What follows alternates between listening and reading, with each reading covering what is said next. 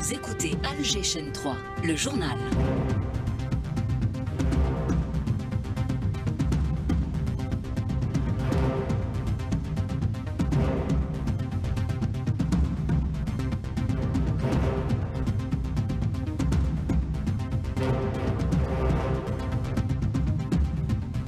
Dans l'actualité, la renégociation de l'accord d'association avec l'Union européenne, le chef de l'État préside une réunion consacrée aux préparatifs en vue de la révision de l'accord qui ne sert pas l'économie algérienne. Renforcement des opérations de contrôle, 53 milliards de dinars, c'est le chiffre d'affaires dissimulé durant 2024. En prévision de Ramadan, 400 agents supplémentaires seront recrutés. Déclaration belliqueuse et ubuesque de la France, l'extrême droite et le gouvernement alimentent des fantasmes sur une prétendue aide de développement accordée à l'Algérie. Les négociations pour un cessez-le-feu à Gaza se poursuivent. Les grandes lignes de l'accord non encore conclu ont été dévoilées. Israël continue d'exercer du chantage pour étendre sa présence en Cisjordanie.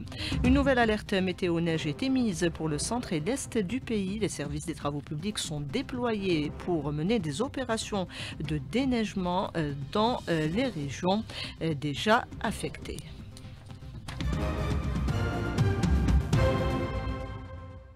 Madame, Monsieur, bonjour. Le président de la République, Abdelmadjid Tebboune, a présidé hier une réunion consacrée au suivi de l'état d'avancement des préparatifs en prévision de la révision de l'accord d'association avec l'Union européenne.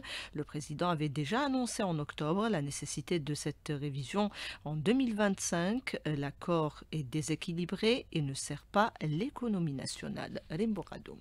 Mettre en place un accord qui assure un équilibre des intérêts des parties concernées en harmonie avec les enjeux géoéconomiques de l'heure, rééquilibrer les échanges commerciaux et valoriser les exportations algériennes aux hydrocarbures, c'est l'objectif de cette révision. Abdelwahed Kerrar, vice-président du CREA. L'Union européenne est un partenaire stratégique pour l'Algérie et je pense que tout le monde aura compris que l'Algérie ne peut plus se satisfaire de ce statut de fournisseur fiable, sûr de gaz et de pétrole pour le marché européen. Nous pensons qu'il y a au moins 3 domaines sur lesquels on devrait parler. L'ouverture du marché européen pour les exportations hors hydrocarbures algériennes, il y a le transfert technologique et il y a les investissements européens sur le sol algérien. Valoriser les investissements étrangers et le financement des projets, mais également réduire les obstacles pour consolider les exportations de l'Algérie, notamment en ce qui concerne les barrières tarifaires, selon Nabil Djemra, économiste. L'Algérie veut rediscuter ses exonérations pour mieux protéger son économie nationale. Aussi, encourager les investissements européens dans des projets énergétiques, dans des projets stratégiques en Algérie, négocier des programmes de formation, d'échange académique et de coopération scientifique pour développer le savoir-faire algérien. L'enjeu est de créer une relation durable fondée sur une coopération accrue en matière d'investissement, de commerce et de développement durable, d'intégrer des politiques qui facilitent le commerce bilatéral et le soutien aux investissements à long terme. Représentant le président de la République Abdelmadjid Tebboune, le ministre des Moudjahidines s'est rendu au Mozambique pour assister aujourd'hui à Maputo à la cérémonie d'investiture du président élu Daniel Francisco Chapo. Le ministre de la Santé lui a été reçu à Kinshasa par le président de la République du Congo, Félix Tshisekedi, dans le cadre de la visite qu'il effectue en sa qualité d'envoyé spécial du chef de l'État à Abdelmadjid Tebboune. Les différentes déclarations de l'extrême droite française et de certains ministres français, des provocations et parfois même des invectives ne reposent sur aucun fondement. Elles sont même ubuesques. La France affirme accorder des aides de développement à l'Algérie. Mieux encore, elle veut suspendre cette prétendue aide. Ce sont là des déclarations trompeuses, un leurre pour manipuler l'opinion publique française dans un premier lieu. C'est ce que souligne Bedis Khnissa, analyste politique. Il est contacté par Sophia Boukercha. Certains responsables politiques ont souvent induit en erreur l'opinion publique française, disons avec des fantasmes néocolonialistes, y compris sur la question de la prétendue aide financière de la France pour l'Algérie. Cela a pour but aussi d'altérer l'image de l'Algérie nouvelle et de créer un contexte de pseudo-indépendance financière, notamment dans le subconscient du citoyen français lambda, tout en voulant odieusement faire de l'Algérie un pays assisté, ce qui n'est pas du tout le cas. Bien au contraire d'ailleurs, l'Algérie, sous la vision éclairée et ambitieuse du président de la République Abdelmadjid Tebboune, est très active et et contribue dans les processus de développement de pays tiers notamment. Et le Fonds africain d'ailleurs n'est qu'une preuve de plus pour faire taire, je dirais, les inepties du côté français et surtout rappeler que finalement ces participations financières, obsolètes d'ailleurs, de la part de la France sont exclusivement destinées à servir ses intérêts et surtout renforcer ses leviers d'action qui soient opérationnels ou culturels, notamment en matière de francophonie. Et ces derniers jours, une partie de la classe politique française, plusieurs voix se sont élevées pour dénoncer cette campagne haineuse menée contre l'Algérie. Une alerte météo est émise, elle sera en vigueur dès ce soir dans le centre et l'est du pays. Ce temps persistera pendant plusieurs jours. C'est ce que nous dit Rafiq Hamadeh, chef de département prévision au micro de Maïssa Smaïl. Un BMS neige a été émis sur les altitudes dépassant les 1000 à 1100 mètres, beaucoup plus sur les reliefs du centre-est du pays. Mais un changement du temps significatif va être enregistré à partir du vendredi, avec beaucoup de pluies qui sont attendues sur la partie est du pays. Ça va gagner progressivement le centre à partir de la nuit du vendredi au samedi et ça persistera pour la journée du samedi. Également, des chutes de neige assez importantes vont être attendues sur le relief de l'est et du centre qui dépassent les 900 à 1000 mètres d'altitude. Donc pour l'ensemble des gens sur la route et tout, il faut être très vigilant et suivre d'une manière continue l'ensemble des alertes émises par Météo Algérie et qui sont disponibles sur le site internet www.meteo.dz. Sur les routes, justement, la prudence s'impose par ce temps hivernal. Boubacar Hassan, chargé de la gestion à la délégation nationale à la sécurité routière, il répond à Lina Addouche.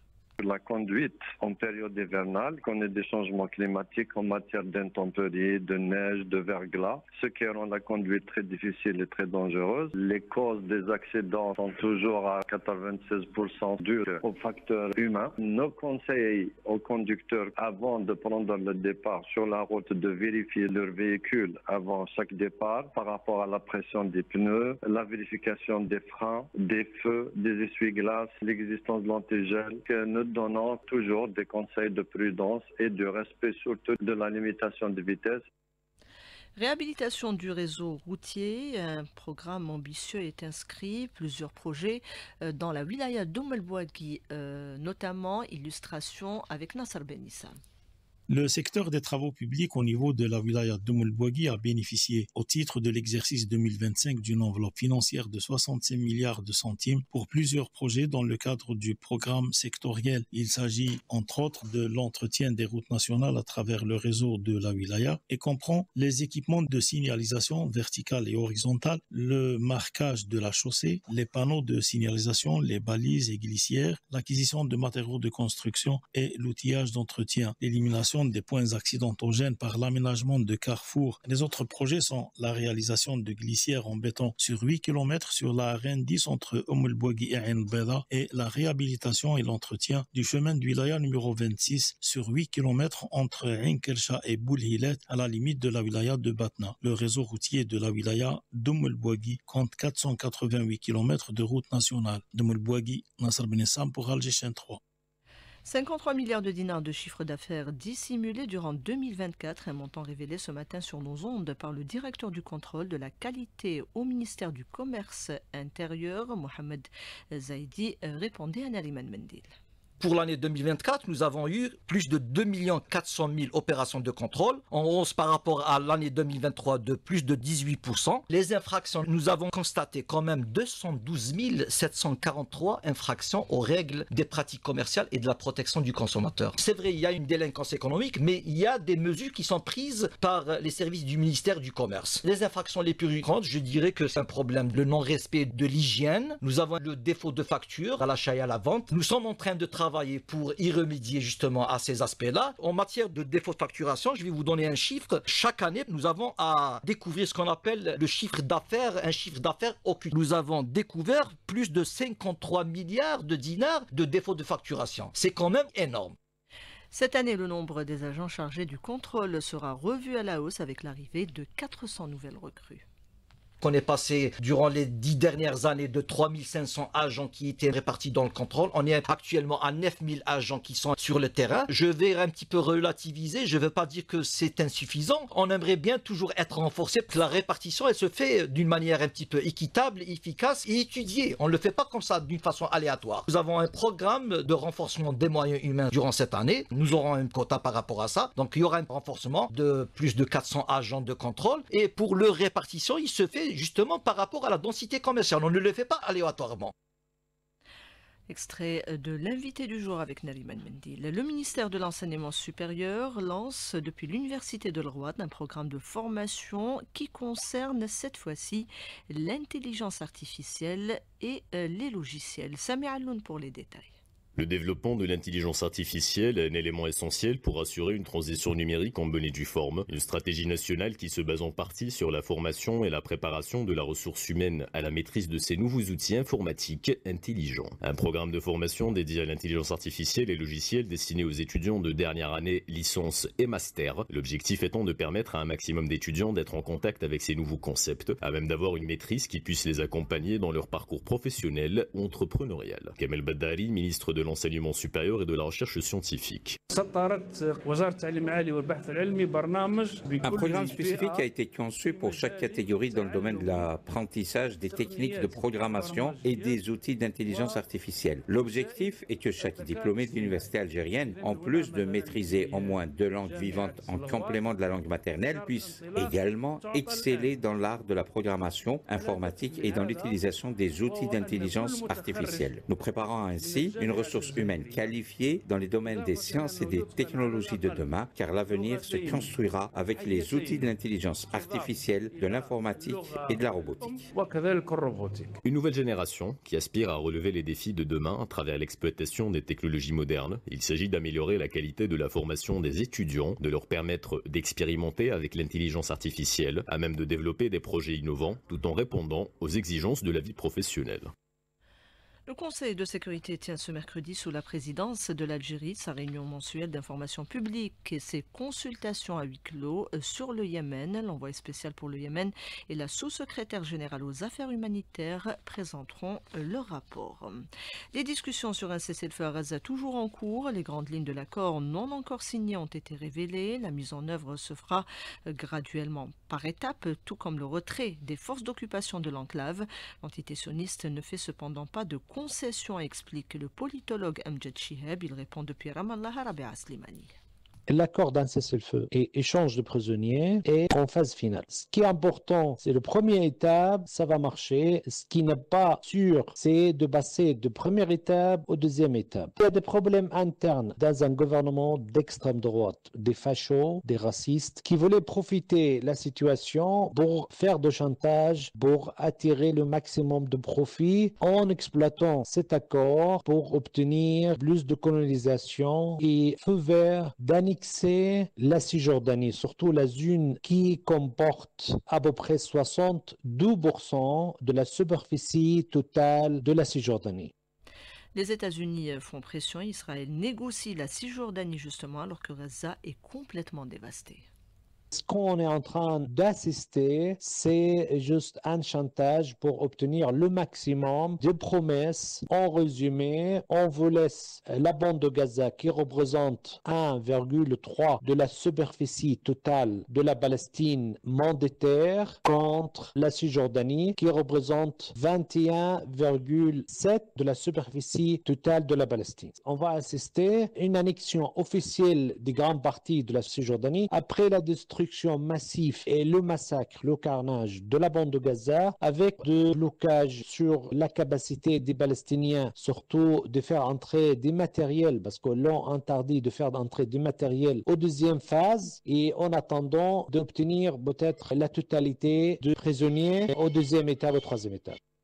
De nombreuses campagnes sont menées ces derniers jours pour la libération du directeur de l'hôpital Kamal Adwan au nord de Gaza qui aurait été transféré d'une prison à une autre depuis son arrestation. Le fils de la victime, Ilyas Abou Safiya, joint par Karima Pennour. Nous avons eu des informations de détenus razaouis libérés par l'ennemi que le docteur Houssam Abou Safiya avait passé 10 jours dans l'hôpital de Siditman, qu'il a été maltraité, torturé. Après cela, il a été transféré vers la prison de Zikim pour 3 jours. Et les dernières heures, l'avocat nous a confirmé qu'il a été dans la prison de Oufar. Et ils ont empêché l'avocat de le voir jusqu'au 22 janvier et que les sionistes ont prolongé sa détention jusqu'au 13 février malgré le fait qu'il n'a reçu aucune accusation claire jusqu'à l'heure. Des propos recueillis par Kerima Bennour. On termine avec un mot de handball avec ce championnat du monde qui se poursuit. Lors du premier match, c'était d'ailleurs le match d'ouverture, premier match de l'Algérie, de cette nationale, s'est incliné face à une grosse cylindrée, en l'occurrence le Danemark. Demain, prochain match pour les Verts, ça sera face à l'Italie. Il est 12h45 sur Alger Chaîne 3, c'est la fin du 12-13 réalisé par Selma Feguir et Ahmed Dadou. Il y avait Adlan à la console technique, Houssine à la régie d'antenne et Ikram au streaming. Tout de suite le bulletin météo avec Karima Pounor.